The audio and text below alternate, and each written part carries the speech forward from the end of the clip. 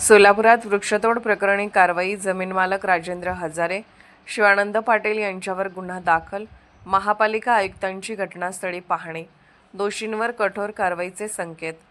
सलगरवाडी परिसरातील मोठ्या प्रमाणावर झालेल्या बेकायदेशीर वृक्षतोड प्रकरणात महापालिकेने कठोर भूमिका घेतली असून जमीन मालक राजेंद्र हजारे आणि शिवानंद पाटील यांच्यासह संबंधितांविरुद्ध गुन्हा दाखल करण्यात आला आहे. या प्रकरणाची गंभीर दखल घेत महापालिका आयुक्तांनी घटनास्थळी भेट देऊन प्रत्यक्ष पाहणी केली.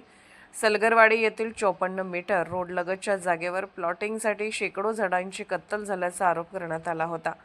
पर्यावरणप्रेमी व स्थानिक नागरिकांनी हा प्रकार उघडकीस आणल्यानंतर महापालिका, वन विभाग आणि पोलीस प्रशासनाने संयुक्त कारवाई सुरू केली.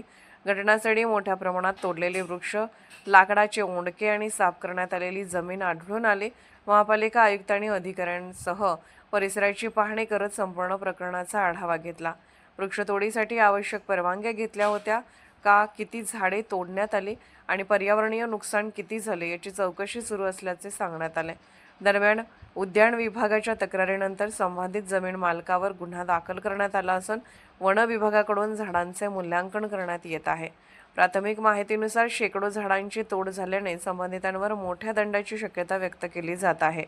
पर्यावरणप्रेमी डॉ. मनोज देवकर आणि डॉ. राम हुंडारे यांनी दोषींवर कठोर कारवाईची मागणी केली असून पर्यावरणाची हानी करणाऱ्यांना कोणतीही माफी देऊ नये अशी भूमिका घेतली आहे.